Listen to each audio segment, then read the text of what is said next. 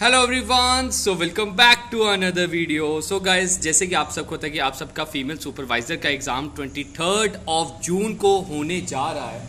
तो उसके लिए मैंने आप सबके यूनिट नंबर 6 के टॉप 50 एमसीयूज लेके आया था। 30 एमसीयूज हमने पार्ट नंबर 1 में डिस्कस कर लिए थे। अब रेस्ट ऑफ द एमसीयूज हम इसमें डिस्कस करेंगे। तो चलो चलते हैं आज का क्वेश्चन नंबर फर्स्ट क्या कहता है। तो गाइस, बात करते हैं क्वेश्चन नंबर 31। ये आपकी स्क्रीन के ऊपर क्या कह रहा है। Sir, what is the key objective of establishing पोषण वाटिका। सर, पोषण वाटिका का एस्टैब्लिश करने का की ऑब्जेक्टिव क्या है? तो याद रखना, to enhance availability of fresh produce. आगे बात करते हैं question number 32।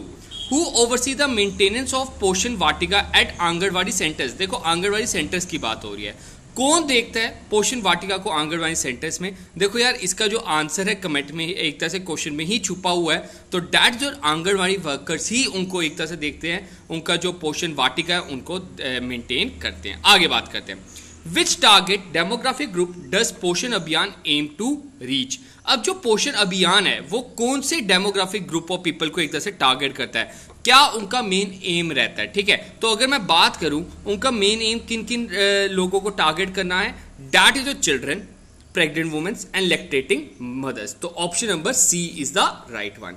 Question number 34, how does the Poshan tracker enable real time monitoring. देखो, पिछले लेक्चर में भी मैंने आपको पोषण ट्रैकर के बारे में बताया था। पोषण ट्रैकर जो है अब कैसे रियल टाइम मॉनिटरिंग करता है, किसके जरिए करता है, तो वो हमने बताना है। तो सर, वो किसके जरिए करता है? तो 34 का आंसर भी क्या रहेगा sir? C option is the right one, direct data collection and analytics. आगे बात करते हैं question number 35। Sir, how can Poshan Vatika enhance nutrition security in communities. तो ये बात हो रही है सर, पोषण वाटिका कैसे एनहांस करते हैं न्यूट्रिशन सिक्योरिटी इन कम्युनिटीज। तो इसका आंसर क्या रहेगा? Option number B, that is by promoting cultivation, consumption, diverse fresh produce. Clear है? आगे बात करते हैं क्वेश्चन नंबर 36 क्या कह रहा है? सब Poshan Vatika establishing collaboration with which entity. अब पोषण वाटिका जो है किसके साथ एक तरह से एस्टैब्लिश की गई है, किनके साथ कोलैबोरेशन की गई है? Date of school and anganwadi centres. Option number C is the right one. देखो, क्वेश्चन नंबर 37, साथ में ना यार अपना कमेंट बताते रहो, आपका स्कोर कितना जा रहा है, आपको क्या क्या इधर नया सीखा, कुछ नया अपने से ऐड ऑन करना, तो वो भी आप कमेंट में जरूर बताना। सब बात हो रही है, Poshan Abhiyan was launch in which year as a flagship scheme to tackle malnutrition in India. ठीक है, माल न्यूट्रिशन आएगा इधर। तो माल न्यूट्रिशन को टैकल करने के लिए कौन से साल में लॉन्च किया गया था? 2018 इज द राइट वन। ठीक है, आगे बात करते हैं question number 38। What is objective of पोषण ट्रैकर एप्लीकेशन अंडर द अभियान। सर, अभियान के अंडर क्या उनका मेन ऑब्जेक्टिव है पोषण ट्रैकर का? तो क्या रहेगा सर 38 का answer? That is option number A, a real time data analytics. Sir, question number 39, which component of पोषण अभियान promote cultivation and consumption of fruits and vegetable among communities. तो कौन सा करता है? जल्दी से बताओ, इसका आंसर क्या बनेगा?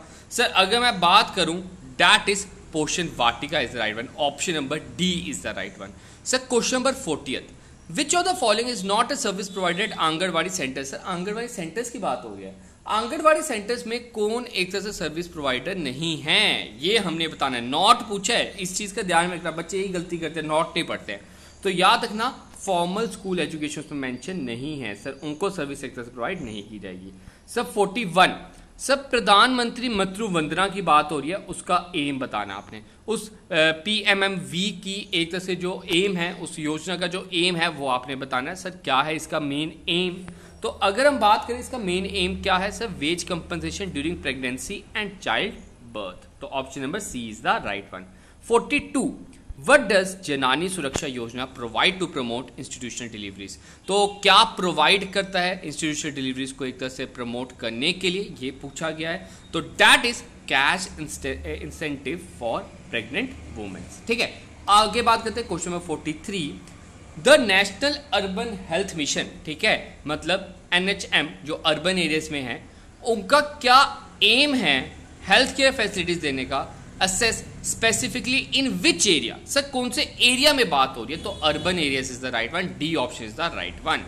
Sir, question number 44, which programme aim to empower out of school adolescent girls age 11 to 14 years. Sir, adolescent girls की बात हो रही है, 11 से 14 साल की लड़कियों की एक तरह से एडोलसेंट जो हैं उनको एम्पावर करने के लिए कौन सा प्रोग्राम चलाया गया? That is scheme for adolescent girls. Option number C is the right one. ठीक है, तो एडोलसेंट एज भी इसमें याद रखना, दैट इज 11 to 14 ईयर्स। आगे बात करते हैं यार, देखो question number 45, accredited social health activist receive incentives under, तो उन्हें कौन सी एक तरह से इंसेंटिव्स मिलते हैं, किसके अंडर मिलते हैं अगर हम बात करें, दैट इज जनानी रक्षा योजना। Option number D is the right one. आगे बात करते हैं क्वेश्चन नंबर 46, SMES की फुल फॉर्म बतानी है। ठीक है, तो SMES की जल्दी से बताओ क्या बनेगी। ठीक है, सिंगल मदर के रिलेटेड है ये। ठीक है, आपको पता है सिंगल मदर के रिलेटेड है, तो कितना एक तरह से इनको कंपनसेशन मिलता है, कितना इंसेंटिव इनको मिलता है, ये आपने बताना है। ठीक है, तो क्या रहेगा सर 46 का, that is state marriage assist scheme. ठीक है, तो सिंगल मदर नहीं है वो, आपका SMAS हो जाएगा। ठीक है, आगे आपका जो आएगा वो सिंगल मदर हो जाता है। ठीक है, तो आगे बात करते हैं नेक्स्ट 47।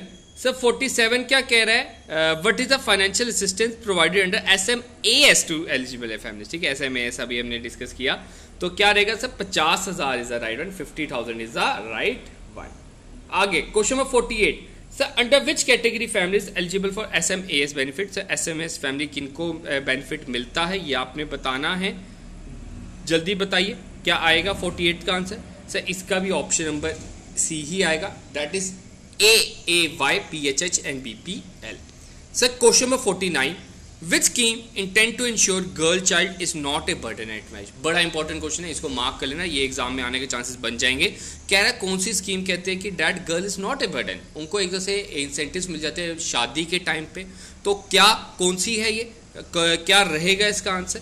सो सर लाडली स्कीम, तो Ladli scheme is the right one.